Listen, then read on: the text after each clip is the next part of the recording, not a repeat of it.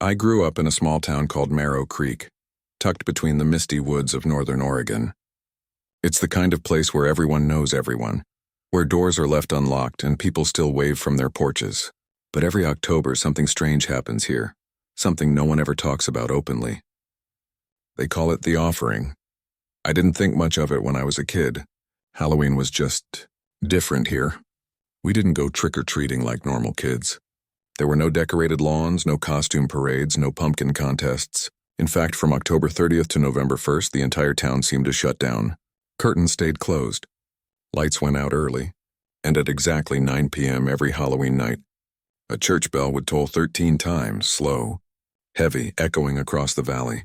Every year, my parents would herd me inside before sunset, lock the doors, and tape black garbage bags over the windows.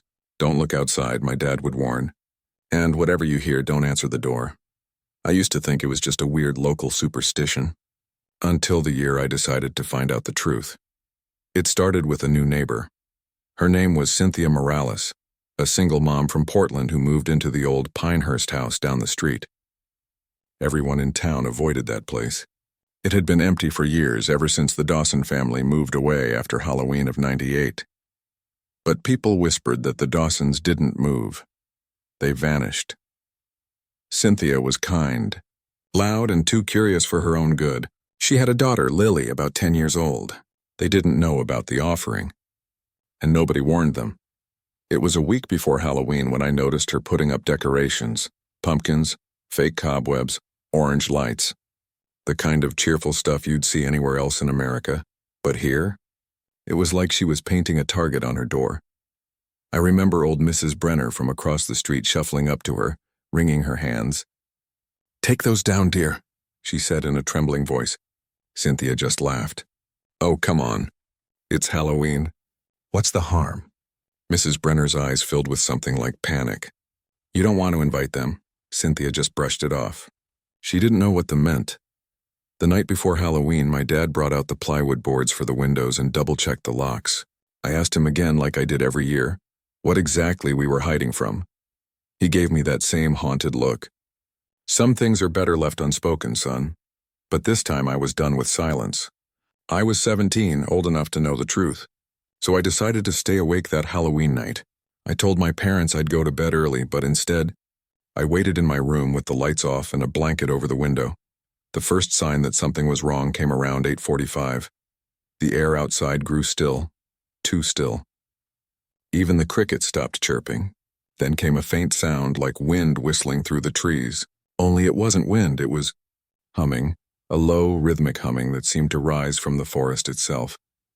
Then, right at 9 p.m., the bell rang, 13 times, slow, echoing. And with each toll, the humming grew louder. I crept to my window and lifted the edge of the blanket. The street was pitch black. No lights, no cars, just mist rolling through like smoke. Then I saw movement. At first I thought it was just shadows, but then I realized people were walking down the street. Dozens of them, except they weren't. Right, their movements were stiff like marionettes. Their heads hung low, and they all wore masks, handmade, crude things. Some looked like skulls, others like burlap sacks stitched with buttons for eyes. Each one carried something, a bundle, a doll, a box wrapped in cloth. Offerings. They were heading toward the woods at the edge of town. Then I saw Cynthia. She must have heard the bell too. I saw her open her door, curious, her little girl clutching her hand. She stepped out onto her porch, confusion on her face as the masked figures passed her yard. One of them stopped, turned its head toward her. Even from my window, I felt my stomach drop. That mask, it was wrong. The eyes weren't buttons or paint. They were human eyes, wide and bloodshot, staring through slits in the mask. Cynthia waved nervously. "Hey, is this some kind of local parade?" The masked figure didn't respond. It just tilted its head slowly, like an animal trying to understand her voice. Then, in a voice that sounded dry and cracking, it said, "Would you offer something tonight?" Cynthia blinked. "I'm sorry, what?" The figure took a step forward. Then another. That's when my dad burst into my room and yanked me away from the window. "What did I tell you?" he hissed, slamming the curtains shut. "You never look outside?" I wanted to ask what was happening, but before I could, there was a scream. Cynthia's scream, then Lily's, and then silence. No one saw Cynthia or Lily again after that night. The police said they left town suddenly, but everyone knew it wasn't true. The Pinehurst house stood empty again. Windows dark, decorations still hanging limp in the wind. I couldn't sleep for days. The images replayed in my head. Those masks, the way they moved, the sound of that bell, so I did what I shouldn't have. I started asking questions. At first, people ignored me. Then they got angry. Old Mrs. Brenner told me I should stop digging up graves that were better left covered. Pastor Wilkes from the local church said the tradition was a covenant older than the town itself. But one night, my friend Evan told me to meet him behind the library. He said his grandfather had been part of it once. We met under the flickering streetlight, our breath misting in the cold air. Evan looked terrified. "They'll kill me if they know I told you," he whispered. He told me that Marrow Creek wasn't founded like other towns. Back in the 1800s, when settlers came here, something in the woods drove them mad. People went missing. Livestock were found mutilated. Children vanished. Then, one Halloween, a group of townsfolk made a pact. They brought offerings, objects of value, sometimes even animals, and left them at the forest's edge. The disappearances stopped, for a while. Then it wanted more. So every year the town gave it something greater. A piece of themselves, a person. I laughed, but it came out shaky. "That's insane. You're saying we what? Sacrifice people?" Evan nodded slowly. "Not everyone. It chooses. And if it's not given what it wants." He trailed off, eyes darting toward the dark tree line. They say one year the town didn't make an offering. Half the population was gone by morning. I wanted to call him crazy, but deep down something in me already believed it. The next Halloween I decided to prove it. I brought a flashlight, a camera, and waited near the woods, hidden behind an old stone wall. I told myself I was just going to watch. Just to see. At 9 p.m. the bell began to toll 13 times. The procession started again. Masked figures drifting silently toward the forest, each carrying their offerings. But this time I noticed something I hadn't before. There were others watching too, unmasked, terrified. The sheriff, the pastor, my own father. They stood near the church, their heads bowed, like they were praying. Then I saw something moving between the trees. Tall, thin, pale. At first I thought it was smoke, but no. It was alive. Its limbs were too long, its face featureless except for a dark slit where a mouth should be. It towered over the procession, moving like liquid shadow. And then it opened its mouth and screamed. The sound was like metal scraping against bone. The masked townsfolk dropped to their knees, placing their offerings at the forest edge. The thing reached out with a hand that wasn't really a hand and took them. Objects, animals, and one person, a girl, struggling, crying. I recognized her. It was Hannah, the sheriff's daughter. I wanted to run. I wanted to scream. But I couldn't move. I just watched as the thing wrapped its shadowy fingers around her and pulled her into the dark. And then it was gone. The crowd rose, silent, and began to walk back to town as if nothing had happened. I ran home, shaking, heart hammering. When I burst through the door, my dad was sitting in the dark. He didn't look surprised. He just sighed. "You shouldn't have seen that." "Dad," I choked out, They killed her?" "That thing," he stood up, eyes full of something like sorrow and guilt. "It's the only way the town survives." I took a step back. "You knew?" He didn't answer. I left Marrow Creek the next day, packed whatever I could fit in my car and drove until the radio static cleared and the woods disappeared in the rearview mirror. For years I tried to convince myself it was all in my head, that maybe I'd imagined it. But every October 31st I wake up at 9 p.m. on the dot no matter where I am, and I swear I hear that bell. 13 times. And last night I got a letter in the mail. No return address, just a folded piece of parchment. Inside was a photograph of me, standing in the woods, from last year. Underneath, scrawled in something that looked like dried mud or blood, were 4 words. "Your turn this year." I burned the letter. I threw the ashes in the sink and ran the water until the smell disappeared. But tonight is Halloween again. It's 8:59 p.m., and somewhere outside my window I swear I hear the bell start to ring. 1, 2, 3. I think it's too late to run. You probably won't believe me, but that's fine. I wouldn't believe it either if I hadn't lived through it. All I can say is this. If you ever hear knocking at your door at 3:17 a.m., don't answer it. No matter how polite the voice sounds, because it isn't human. I moved into my apartment on the east side of Portland about a year ago. It wasn't much, just a small one-bedroom above an old bakery that always smelled faintly of sugar and yeast. I'd just broken up with my girlfriend and needed space. Somewhere quiet, somewhere cheap. The place was perfect. Cheap rent, a decent landlord, and neighbors who mostly kept to themselves. Except for one thing, the guy who lived across the hall, apartment 3B. No one ever saw him move in or out. The blinds were always shut, the lights always off. But sometimes in the dead of night, I'd hear sounds, footsteps pacing, whispering, something like fingernails tapping on the wall that separated our apartments. It creeped me out, but I figured everyone in an old building makes noise. Until the knocking started. The first time was about 3 weeks after I moved in. I'd been up late scrolling my phone, half asleep when I heard it. Knock, knock, knock, 3 sharp raps on my door. I checked my phone. 3:17 a.m. exactly. At first I thought maybe it was a drunk neighbor or some kind of prank. I got up, walked to the door and peered through the peephole. No one. The hallway was empty. I opened the door a crack, just enough to look both ways. Nothing, no sound.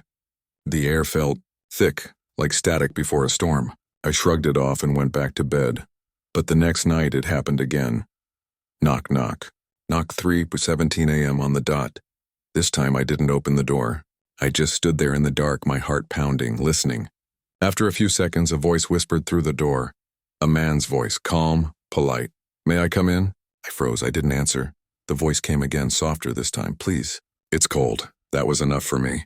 I backed away and sat on my bed, staring at the door until sunrise.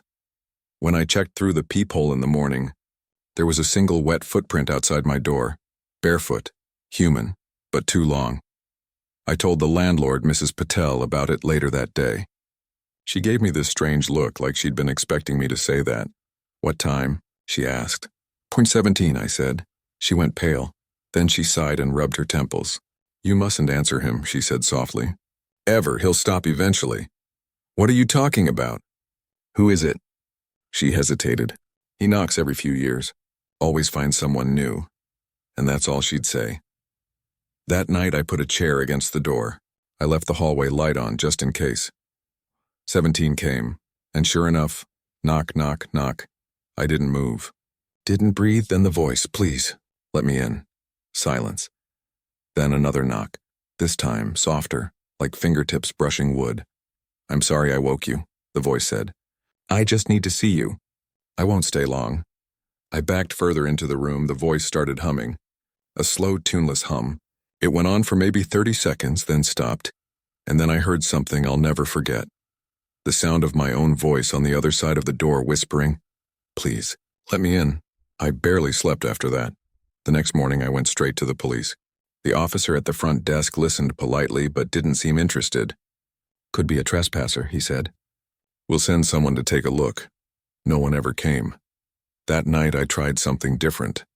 I set up my phone camera facing the door. I hit record at 3:10 and sat on my bed staring. When the knocking came, I didn't move. The voice came again, calm, polite, almost soothing, "Let me in." I kept the camera rolling. When it stopped, I waited a few more minutes, then grabbed my phone and played the video. The timestamp read 3:17 a.m. The knocking was there, clear as day, but there was no one at the door. The peephole, the hallway light, empty.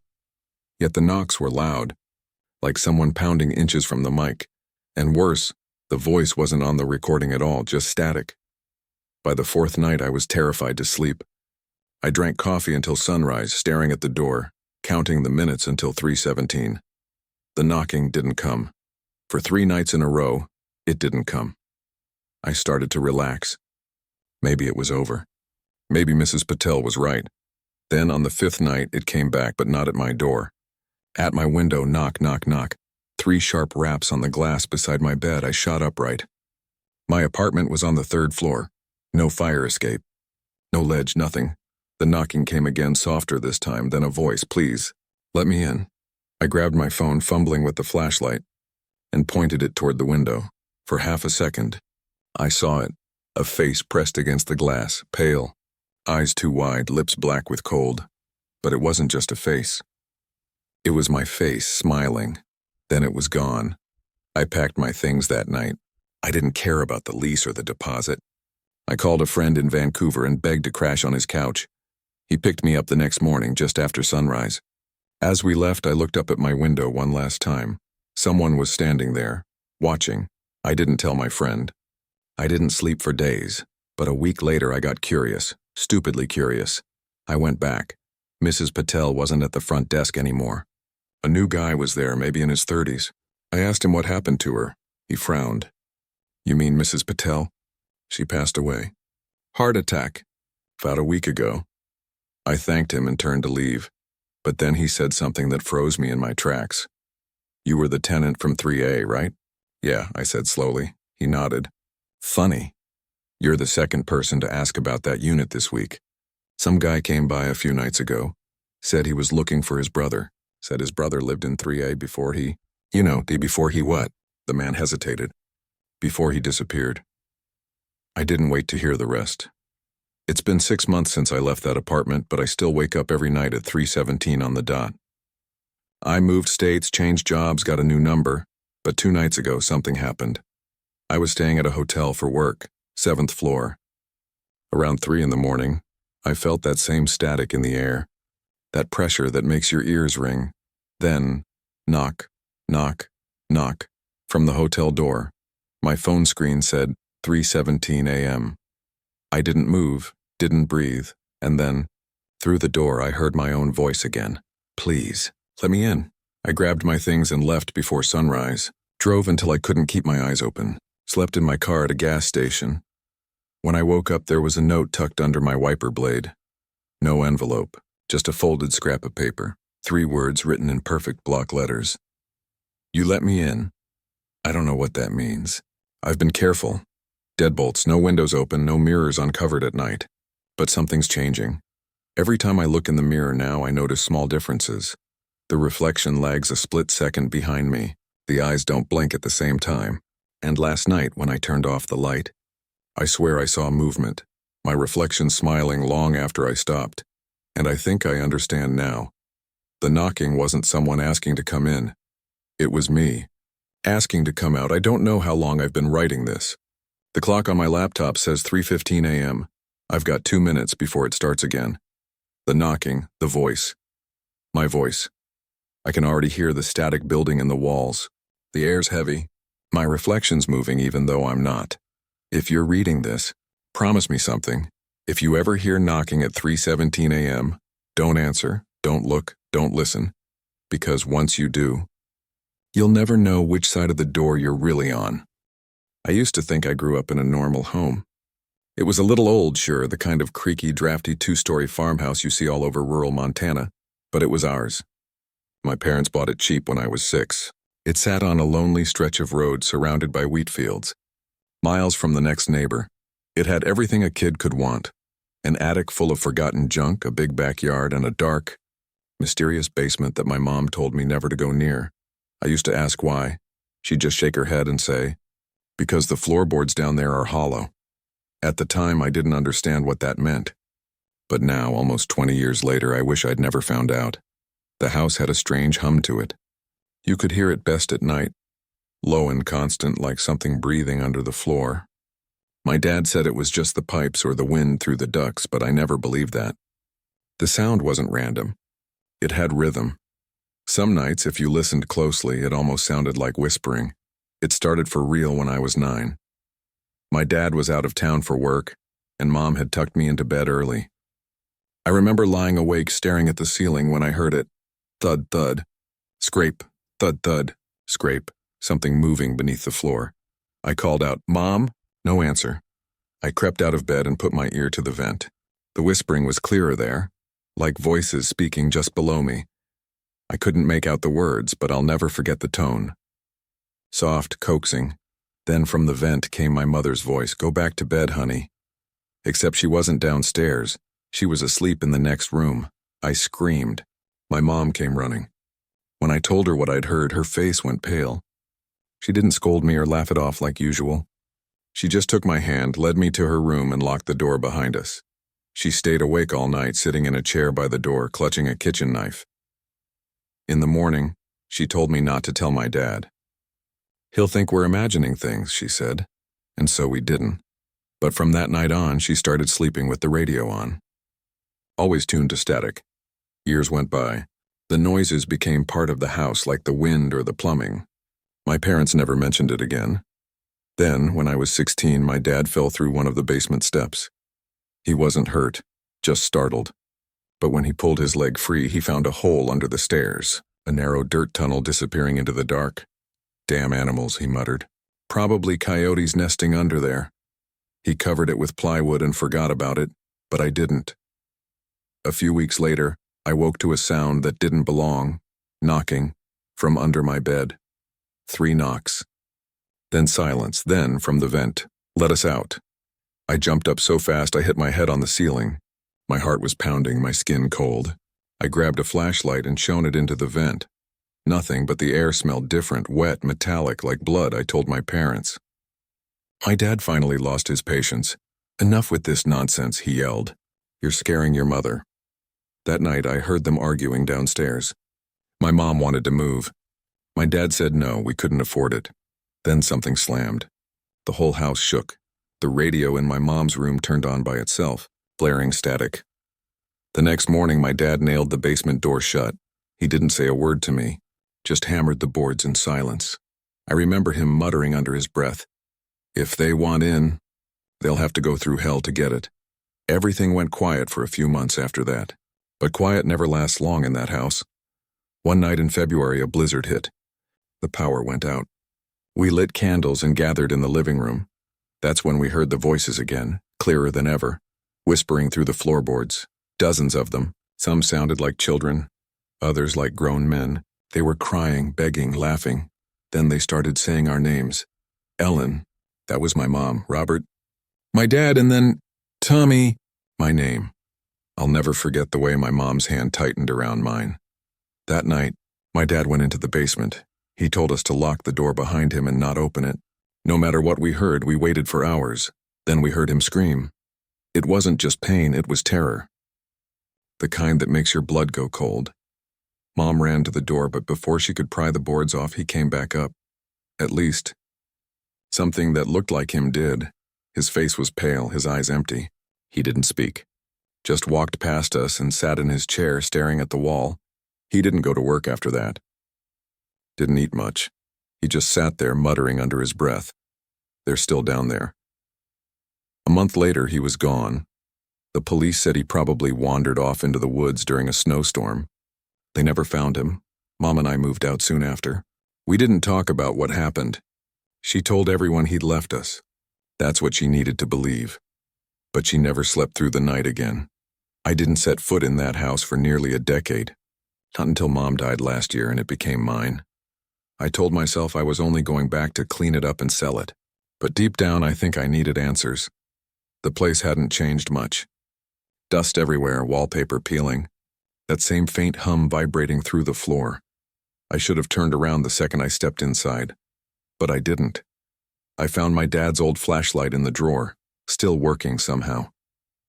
The basement door was still nailed shut, but the boards were loose. I pried them off and stood at the top of the stairs. The air that drifted up was cold and damp, smelling like rust and rot. Every instinct screamed at me to leave. But then I heard something, soft, faint but unmistakable. My dad's voice. "Tommy?" I froze. It came from below. "Tommy, I need your help." The voice sounded weak, desperate, but it was his. I'd know it anywhere. I started down the steps, each one groaned under my weight, the beam of the flashlight trembling in my hand. When I reached the bottom, I saw the hole under the stairs, the same one he'd found years ago, only now it was bigger. Much bigger, wide enough for a person to crawl through. The whispering started again, echoing from inside the tunnel. "Tommy, come home." I should have run. But grief makes you stupid. I dropped to my knees and crawled in. The tunnel walls were damp, packed dirt and old wood. My flashlight flickered. The deeper I went, the more the air stank. Wet, decayed, like something long dead. Then the tunnel opened into a chamber, and I saw them. Dozens of shapes, pressed into the dirt walls. Faces, sunken, distorted like people buried alive.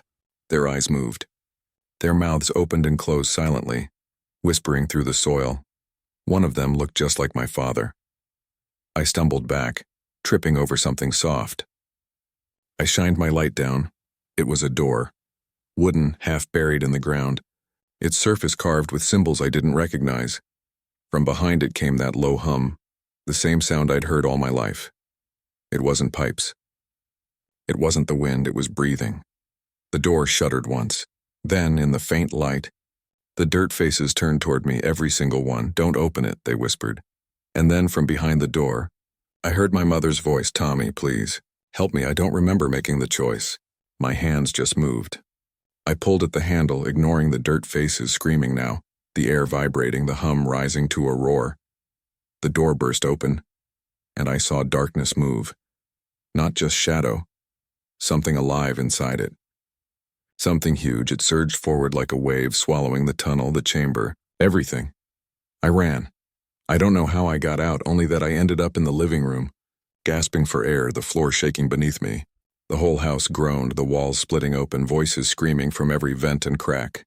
Then silence. I don't remember leaving. I woke up in a hospital the next morning. The firefighters said the house collapsed overnight, said I was lucky to be alive, but I didn't feel lucky. Because every time I close my eyes, I still see that darkness. I still hear those whispers. And when I was packing my things to leave the hospital, I found something in the pocket of my jeans, a scrap of wood. Old, wet, splintered, carved with the same symbols that were on that door. It's been 3 months. I'm staying with friends now, but things keep happening. The hum is back. I can hear it through the walls at night, low and steady, like it's following me. And last night, when I turned off the lights, I heard a voice through the vent above my bed. My father's voice.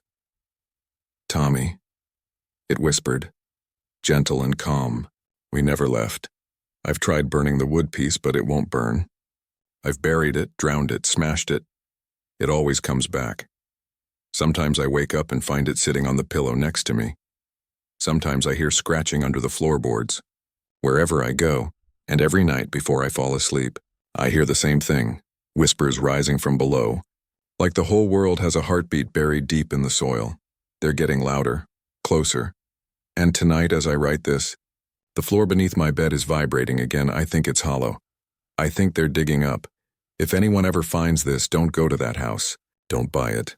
Don't visit. Don't even drive past it. The land remembers. And if you ever hear whispering through your vents, even for a second, don't listen, because once you hear them clearly, you'll start to understand what they're saying. And once you understand, you'll never stop hearing them.